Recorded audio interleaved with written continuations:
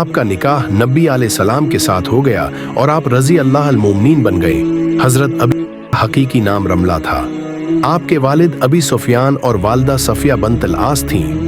بعض مورخین نے آپ کا نام رملہ اور بعض نے ہند بھی لکھا ہے۔ آپ رسول پاک کی بعثت سے 17 سال قبل پیدا ہوئے۔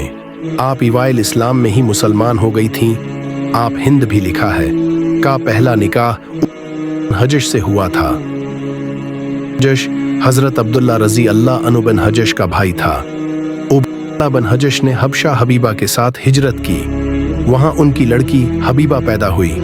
حبشہ میں عبداللہ بن حجش نے مرتد ہو کر عیسائیت اختیار کر لی اور شراب و کباب میں منہمک ہو کر اپنی جان ضائع کر دی۔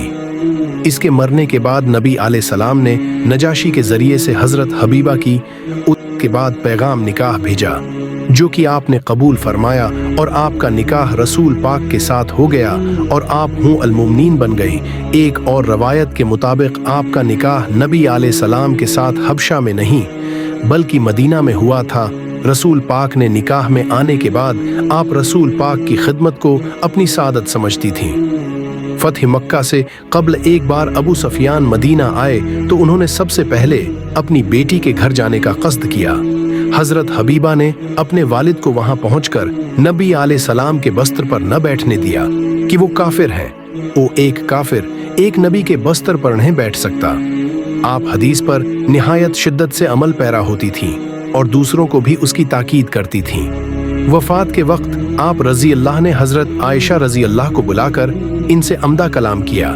آپ سے بخاری اور مسند احمد کی احادیث مروی ہیں۔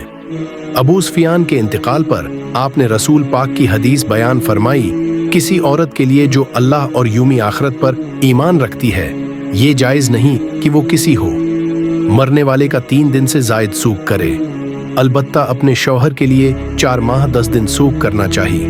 مزید اسلامک ویڈیوز کے لیے ہمارے چینل وائس آف قیس کو سبسکرائب کر کے بیل آئیکن آن کر دے تاکہ آنے والی ویڈیو کا نوٹیفیکیشن آپ کو مل جائے، اور لا کمنٹ بھی کیجیے گا، اس سے ہمیں موٹیویشن ملتی ہے۔ حاضر ہوں گے ایک نیو ویڈیو کے ساتھ، اور اپنا بہت سارا خیال رکھیں۔ اللہ نگہبان۔